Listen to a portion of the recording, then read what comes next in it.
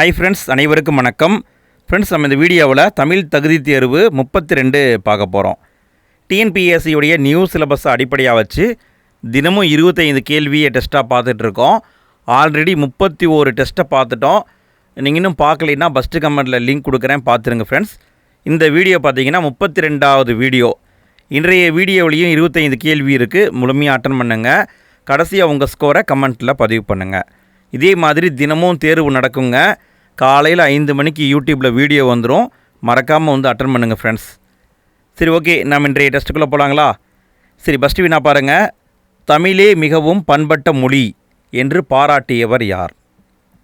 தமிழே மிகவும் பண்பட்ட மொழி என்று பாராட்டியவர் யார்? Marks Muller. இவர் தான் பாராட்டியிருப்பார்.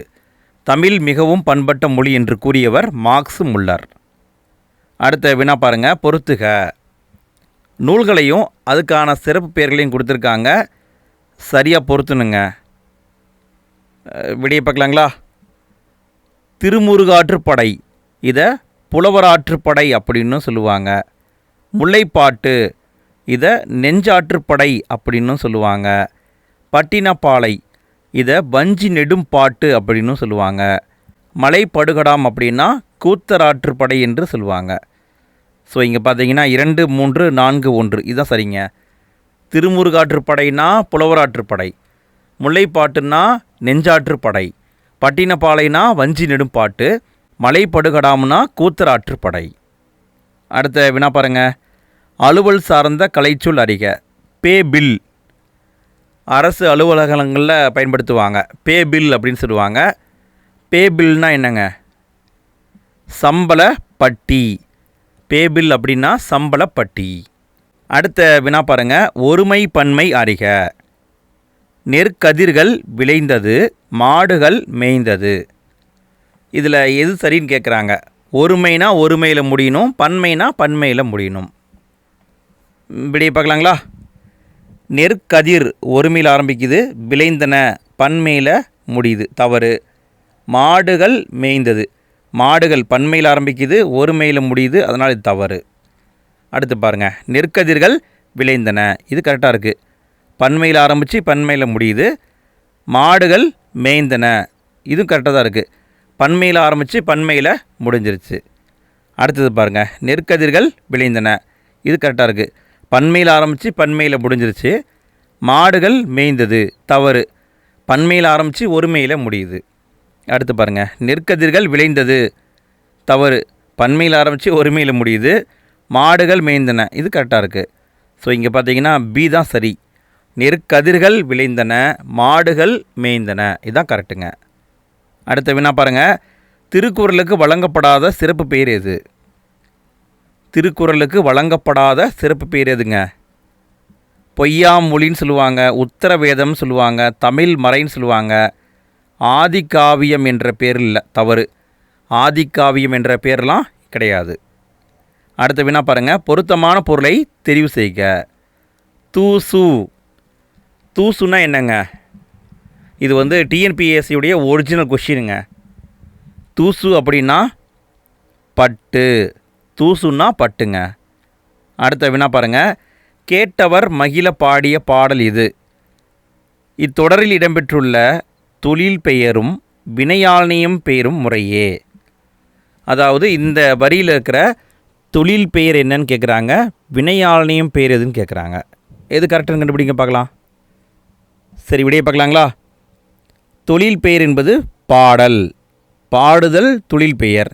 கேட்டவர் என்பது வினையாளனியும் பெயர். ஸோ இதுதான் ஆன்சர். பாடல் கேட்டவர் என்பது தான் கரெக்டு. அடுத்த வினா பாருங்கள். கடல் என்ற பொருள் தரும் சொற்கள் எவை? கடல் என்ற பொருள் தரும் சொற்கள் எவை? விடையை பார்க்கலாங்களா? ஆழி அப்படின்னாலும் கடல் தான், பவ்வம் அப்படின்னாலும் கடல் தான், இந்த பறவைனாலும் கடல் தான். நவ்வின்னா கடல் கிடையாது, நவ்வி அப்படின்னா மான் என்று அர்த்தம். ஸோ இங்கே பார்த்தீங்கன்னா இது தவறு. அப்போ 1, 2, 3 மட்டும் சரி. கடல் அப்படின்னா ஆழி, பவ்வம், பறவை. அடுத்த வினா பாருங்கள். முற்று பெறாத வினை வினை சொல்லை கொண்டு முடிவது. முற்று பெறாத ஒரு வினை வினை சொல்லை கொண்டு முடிவதற்கு பேர் என்ன? இதுக்கான பதில் வினையெச்ச தொடர் சொல்லுவாங்க. வினையெச்ச தொடர். அடுத்த வினா பாருங்கள். விருந்தினரும் வறியவரும் நெருங்கி உண்ண மேன்மேலும் முகமலரும் மேலோர் போல என கூறும் நூல் என்ன? இது 10ஆம் வகுப்பில் இருக்குதுங்க. 10ஆம் வகுப்பில் புதிய சமச்சீர் புத்தகத்தில் கொடுத்துருக்காங்க. விருந்தினரும் வறியவரும் நெருங்கி உண்ண மேன்மேலும் முகமலரும் மேலோர் போல என்று கூறும் நூல் கலிங்கத்து பரணி. கலிங்கத்து பரணியில் தான் சொல்லியிருக்காங்க. அடுத்த வினா பாருங்கள். சிறு பொழுதுகளின் சரியான வரிசை எது?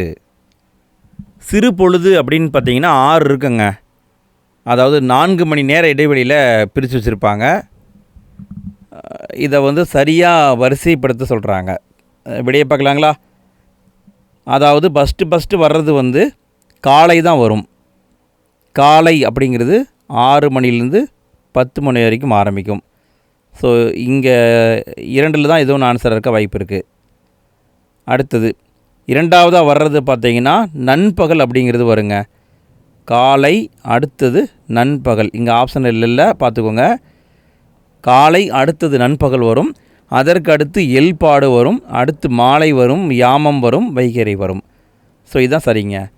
காலை, நண்பகல், ஏற்பாடு, மாலை, யாமம், வைகறை. இதுதான் கரெக்டு. அடுத்த வினா பாருங்கள். பொறுத்துக. அதாவது ஆசிரியர்களையும் அவங்களுக்கான சிறப்பு பெயரும் கொடுத்துருக்காங்க. எது சரின்னு பொருத்தணும். விடையை பார்க்கலாங்களா? ஊமை கவிஞர் யாருங்க? சுரதா. பாவலர் மணி யாருன்னு பார்த்தீங்கன்னா வாணிதாசன். புலவரேருன்னு யாருன்னு பார்த்தீங்கன்னா வரத நஞ்சைய பிள்ளை. திவ்ய கவி அப்படிங்கிறவங்க பிள்ளை பெருமாள் ஐயங்கார். ஸோ இங்கே பார்த்தீங்கன்னா 2, 1, அடுத்து 4, 3 இதுதான் கரெக்டுங்க. 2, 1, 4, 3 இதுதான் சரி. ஊமை கவிஞர் சுரதா, பாவலர் மணி வாணிதாசன், புலவரேறு பரத நஞ்சைய பிள்ளை, திவ்ய கவினா பிள்ளை பெருமாள் ஐயங்கார். அடுத்த வினா பாருங்கள். செந்தமிழ் புணர்ச்சி விதிகளின் அடிப்படையில் சரியானதை காண்க. செந்தமிழ் இந்த வார்த்தை சேர்ந்துருக்கு இல்லைங்களா? இது எப்படி புணர்ச்சி விதிப்படி சேர்ந்துருக்கு அப்படின்னு கேட்குறாங்க. இதுக்கான பதில் பார்க்கலாங்களா? இதை ஃபஸ்ட்டு பிரித்து எழுதுங்க. செந்தமிழ்னா செம்மை கூட்டல் தமிழ் அப்படின்னு பிரிக்கலாம். இதில் ஈறு போதல் என்ற விதிப்படி மை அப்படிங்கிறது போகும். செம் கூட்டல் தமிழ்னு வரும். முன்னின்ற மெய்த்திரிதல் அதாவது இம் அப்படிங்கிறது இந்தாக மாறும். அப்போ தான் செந்தமிழ் என்று மாறுகிறது. ஸோ இங்கே பார்த்தீங்கன்னா பி தான் ஆன்சர். ஈறு போதல் முன்னின்ற மெய்த்திரிதல் இந்த விதிப்படி தான் செம்மை கூட்டல் தமிழ் என்பது செந்தமிழாக மாறியிருக்கு. அடுத்த வினா பாருங்க. ஆங்கில சொல்லுக்கு இணையான சரியான தமிழ் சொல் அறிக. எது சரியாக இருக்குதுன்னு நீங்கள் கண்டுபிடிக்கணும். எது சரியாக இருக்குதுங்க பார்க்கலாங்களா? இதுக்கான பதில் பார்த்தீங்கன்னா ஸ்டோம் அப்படின்னா புயல் என்று அர்த்தம். சூறாவளி கிடையாது, தவறு. சீ ப்ரீஸ்னா கடல் காற்று, ஸோ இதுவும் தவறு. டெம்பிஸ்ட் அப்படின்னா இது பார்த்திங்கன்னா காற்று கிடையாது, தவறு. டெம்பிஸ்ட் அப்படின்னா சூறாவளி. அடுத்து லேண்ட் ஃப்ரீஸ்னால் நிலக்காற்று. ஸோ இங்கே பார்த்தீங்கன்னா சரியான இணை என்பது இதுதான் கரெக்டு. லேண்ட் ஃப்ரீஸ்னால் நிலக்காற்று. அடுத்த வினா பாருங்கள். நற்றிணை எத்தனை அடி சிற்றெல்லையையும் எத்தனை அடி பேரெல்லையையும் கொண்டது? நற்றிணை அப்படிங்கிற நூலுடைய சிற்றடி அதாவது சின்ன அடி எத்தனை, பெரிய அடி எத்தனைன்னு கேட்குறாங்க. அடி அளவு கேட்குறாங்க. இதுக்கான பதில் பார்த்தீங்கன்னா 9, 12. அதாவது 9 அடி சின்னதாக இருக்கலாம், அதிகபட்சம் 12 அடி கூட இருக்கலாம். 9 முதல் 12 வரைக்கும் இருக்கும். ஸோ இதுதான் ஆன்சர். அடுத்த வினா பாருங்கள். பொறுத்துக. சரியாக பொறுத்துனுங்க. விடையை பார்க்கலாங்களா? இதுக்கான பதில் இளம்பகம் அப்படின்னா மாலைங்க. இளம்பாடு என்றால் வறுமை. இளலிதம் அப்படின்னா அழகு. இழுதை என்றால் அணில். ஸோ இங்கே பார்த்தீங்கன்னா 2, 3, 4, 1 சரி. இளம்பகம்னா மாலை, இளம்பாடுனா வறுமை, இளலிதம் அப்படின்னா அழகு, இழுதை அப்படின்னா அணில். ஸோ இதுதான் ஆன்சர். அடுத்த வினா பாருங்கள். முருங்கை என்ற சொல் எந்த நாட்டிலிருந்து பெறப்பட்டது? தமிழ் மொழியில் முருங்கை அப்படிங்கிற வார்த்தையை நம்ம பயன்படுத்துகிறோம். இந்த முருங்கை என்பது தூய தமிழ் வார்த்தையான்னு கேட்டால் கிடையாது. இது சிங்கள நாட்டிலிருந்து பெறப்பட்ட ஒரு வார்த்தை. முருங்கை என்பது சிங்கள நாட்டிலிருந்து பெறப்பட்டது. அடுத்த வினா பாருங்கள். கும்பி என்ற சொல்லின் பொருள்கள் எவை? கும்பி என்ற வார்த்தைக்கான பொருள்கள் என்னென்னு கண்டுபிடிக்கணும். ஸ்கூல் புக்கில் கும்பினா வயிறுன்னு கொடுத்துருப்பாங்க, 6ஆம் வகுப்பில் இருக்கும். ஸோ இங்கே பார்த்தீங்கன்னா தான் ஆன்சர். அதாவது கும்பினா சேறு யானை வயிறு. கும்பினா சேறு யானை வயிறு வரும். அடுத்த வினா பாருங்கள். அன்பிலார் எல்லாம் தமக்குரியர் அன்புடையார் என்பும் உரியர் பிறர்க்கு. இதில் இருக்கிற என்பு என்பது எதை குறிக்கிறது?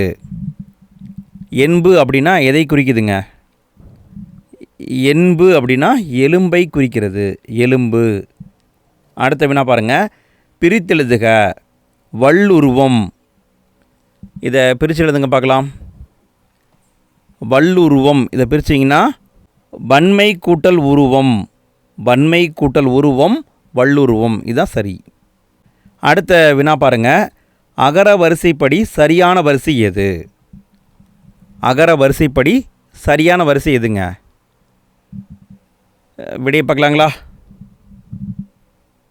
இங்கே பார்த்தீங்கன்னா பூட்டு என்பது ஃபஸ்ட்டு வராது. அதே மாதிரி பார்த்தீங்கன்னா பி வரிசையில் பார்த்தீங்கன்னா இட்டு ஃபஸ்ட்டு வருமா இன் ஃபஸ்ட்டு வருமானு பார்த்தீங்கன்னா இன்னு வராது, இட்டு தான் வர வாய்ப்பு இருக்குது. ஸோ இது எது ஒன்று தான் ஆன்சராக இருக்க வாய்ப்பு இருக்குது. அடுத்து இதுவும் சரியாக இருக்குது. அடுத்தது இன் வருமா இட்டு வருமா? இந்த கான்செப்ட் பார்க்கும்போது இட்டு அப்படிங்கிறது தான் வரும். ஸோ இதுதான் ஆன்சர். பிட்டு பின்னல் பூட்டு பூனை இதுதான் சரிங்க. டி அப்படிங்கிறது தான் கரெக்டாக இருக்குது. அடுத்த வினா பாருங்கள். சரியான தமிழ் சொல் அறிக. Appointment order. அப்பாயின்மெண்ட் ஆர்டர்னு சொல்லுவாங்க இல்லையா? இதுக்கான சரியான தமிழ் சொல் என்னங்க? சரியான தமிழ் சொல் அமர்த்து ஆணை. அமர்த்து ஆணை. பதவி அப்படிங்கிறது வராது, நியமனம் அப்படிங்கிறது தமிழ் வார்த்தை கிடையாது, வேலை ஆணையும் வராது. அமர்த்து ஆணை என்பதுதான் தூய தமிழ் வார்த்தை. அடுத்த வினா பாருங்கள். சரியான தொடர் எது? எது சரியான தொடர்னு பாருங்கள். ஊர் புலக்கடையில் புண்ணாக்கு வாங்கினேன். இதில் சரின்னு பார்த்தீங்கன்னா புறக்கடைன்னு வரணும், 2 இடத்துல இருக்குது. பின்னாக்கு அப்படின்னு வரணும், புண்ணாக்கு கிடையாது. ஸோ இதுதான் ஆன்சர். ஊர் புறக்கடையில் பின்னாக்கு வாங்கினேன் இதுதான் கரெக்டு. அடுத்த வினா பாருங்கள். சரியான இணைப்பு சொல்லை கண்டறிக. சரியான இணைப்பு சொல் எதுன்னு பார்க்கணும். இயல் இசை நாடகம் முதலிய முத்தமிழை போற்றி வளர்க்க வேண்டும். இங்கே முதலிய அப்படிங்கிறது வருமா, ஆகிய வருமா, முதலான வருமா, ஆயினும் வருமா? எது வரும்னு கேட்குறாங்க. இதுக்கான பதில்னு பார்த்தீங்கன்னா ஆகிய அப்படிங்கிறது தான் கரெக்டு. இயல் இசை நாடகம் ஆகிய, அதாவது தொகை சொற்களை முழுமையாக சொல்லிட்டாங்க. சொன்ன பிறகு வர வேண்டியது ஆகிய அப்படிங்கிறது தான் வரணும். ஸோ இங்கே பி தான் ஆன்சர். இயல் இசை நாடகம் ஆகிய முத்தமிழை போற்றி வளர்க்க வேண்டும் இதுதான் கரெக்டுங்க. அடுத்த வினா பாருங்கள். கடைசி வினா. எல்லை என்ற பொருள் தரும் சரகம் என்பது எம்மொழி சொல். இன்றைய வினா பார்த்தா ரொம்ப எளிமையாக தான் இருந்ததுங்க. ஸோ அடுத்தடுத்த வீடியோவில் கொஞ்சம் கஷ்டமாக கேட்கலாம், சரிங்களா? வீடியோ பிடிச்சிருந்தால் லைக் போடுங்க ஃப்ரெண்ட்ஸ், உங்கள் ஃப்ரெண்ட்ஸ்க்கு ஷேர் பண்ணுங்கள். ஃபஸ்ட்டு கமெண்ட்டில் முந்தைய வீடியோக்களுக்கான லிங்க் கொடுத்துருக்கேன், இன்னும் பார்க்காதவங்க பார்த்துருங்க. இதுக்கான பதில்னு பார்த்தீங்கன்னா சரகம் அப்படிங்கிறது பாரசீக மொழிச்சொல். சரகம் என்பது பாரசீக மொழிச்சொல். இதற்கான பொருள் எல்லை.